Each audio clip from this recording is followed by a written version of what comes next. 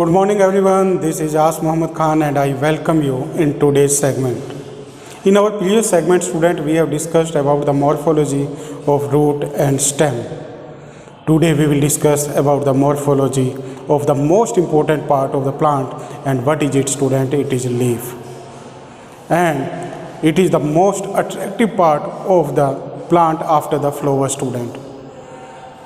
And it has the green beauty, and with the help of that green beauty it performs one important process from which it synthesizes the food. That process is known as photosynthesis, and it is also known as the food factory of the plant, and it is greenish, triangular, lateral and flattened structure of the plant, and it is born from the shoot student. Means shoot have the leaves, and from which part of the shoot it is developed student? It is apical meristematic tissue. From the apical meristematic tissue or the intercalary meristematic tissue it is developed. Means the leaves are developed from the two important tissues. First is apical, second is intercalary. With the help of this the leaves are developed, and they have the three important parts. First important part is known as leaf base student. This part of the leaf is known as leaf base, from which it is connected to the plant. And the second part, that is also known as stalk of the leaves, this is known as petiole. And third part, the greenish broad part, that is known as lamina. It has the triangular lamina student. In general the triangular lamina is found, and the side or the edges of the leaf are known as leaf blades.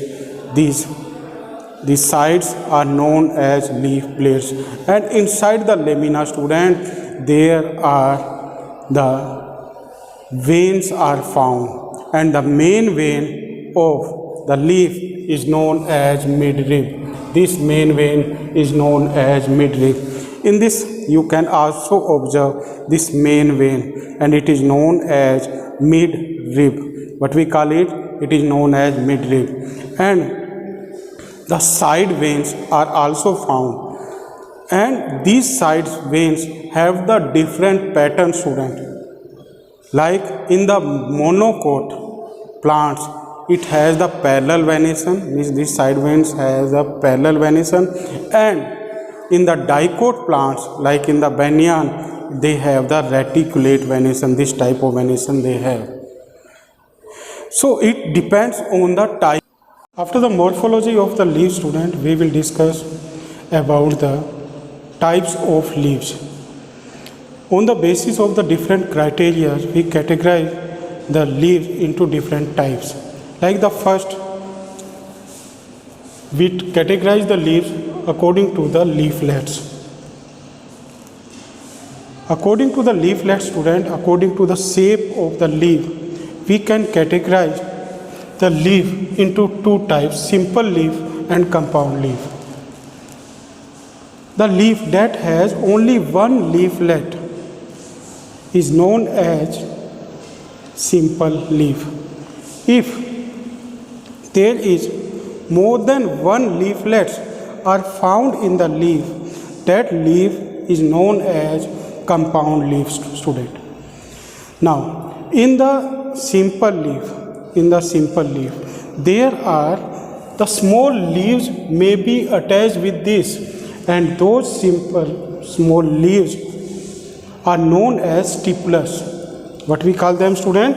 We call them stipulas. These stipulas, these small leaves are present in the simple leaves, but in the compound leaves these small leaves are absent.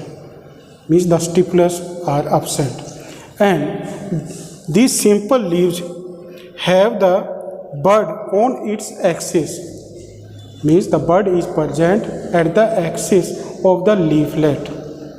But in the compound leaf, they are not present at the axis of the leaflet. So there are the two type of leaf according to the leaflet, student: simple leaf and compound leaf.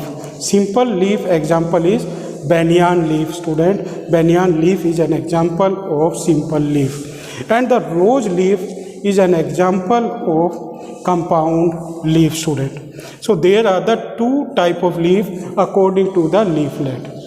Now we come on the next.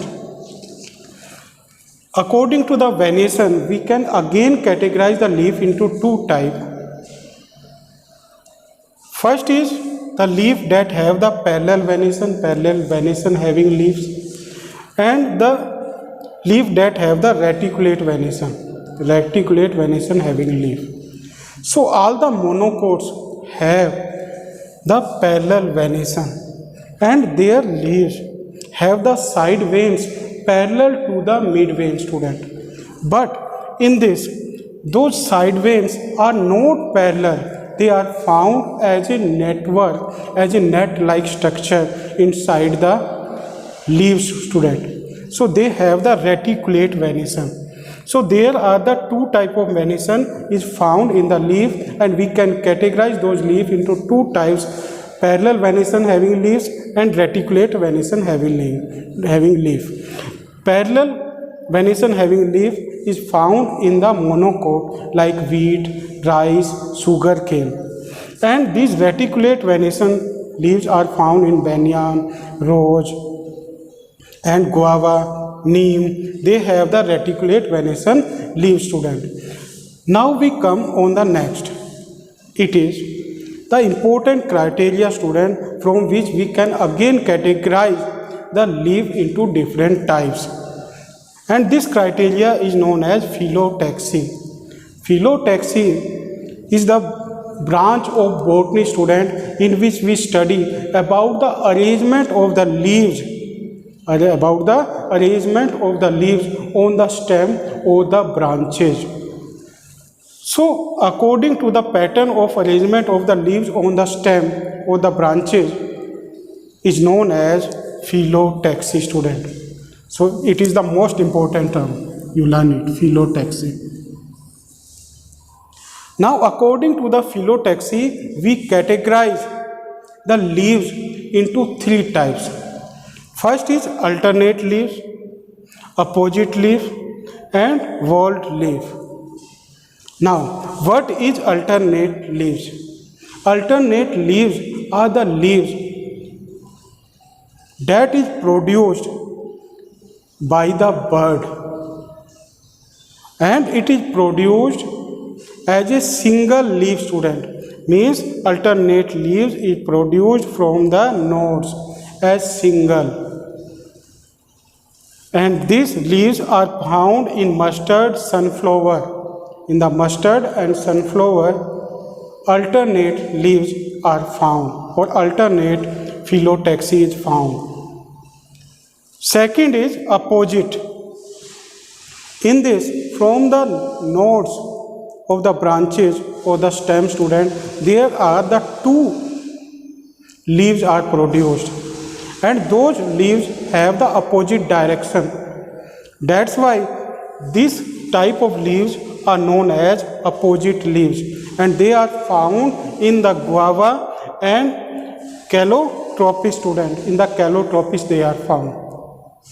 Next is whorled leaves, student. Whorled leaves. Now what are the whorled leaves? Whorled leaves are the leaves that are produced more than two from the nodes. Means the leaves that are produced from the nodes more than two in number are known as whorled leaves, and these leaves are found in Alstonia and Champa, student. In Alstonia and Champa, whorled leaves are found. So these are the types of the leaves, student, and this arrangement of the leaves or the pattern of the arrangement of the leaves on the stem or the branch of the tree or the plant is known as phyllotaxy. So it is about the types of leaves. Now we will discuss about the modification and the function of the leaves. So the first function of the leaves is photosynthesis, student. Means with the help of the leaves, plants synthesize their food because they contain the chlorophyll in their cells.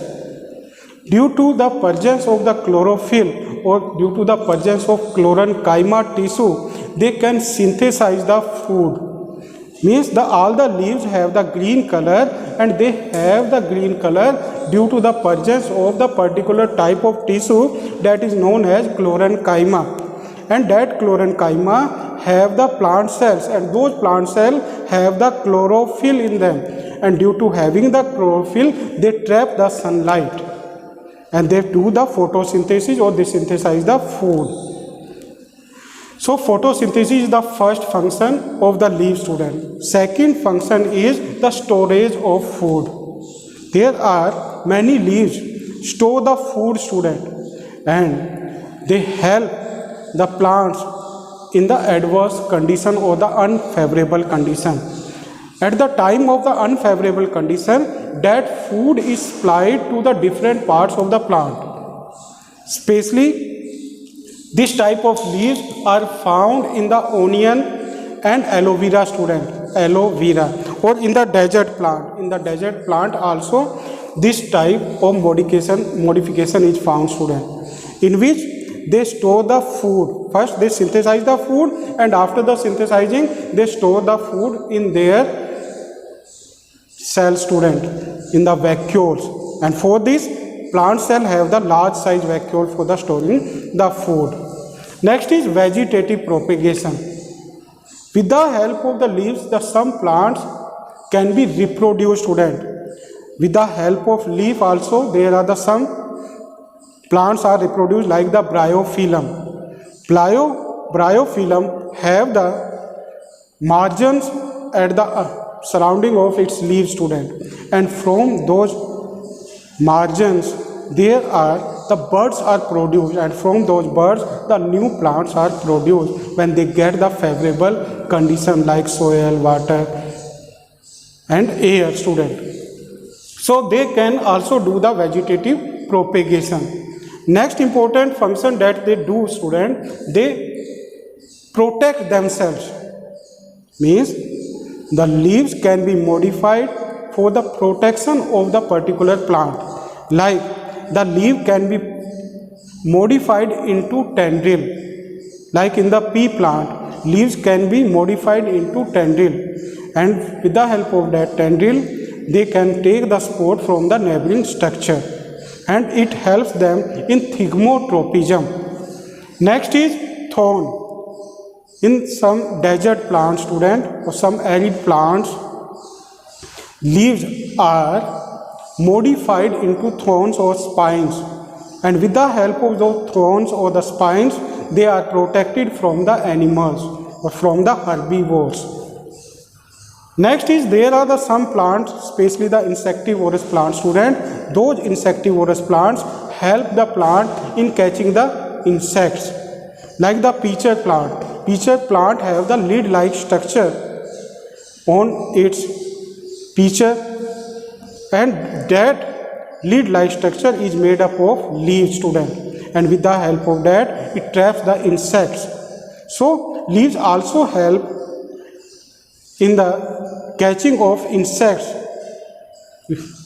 When the insects come near to them, then those leaf-like structures are closed, student, and with the help of that the insectivorous plants catch the plant. So it is about the types and the modification of the leaf, student. Now you will try to write and learn this important topic. Thank you very much and have a pleasant day.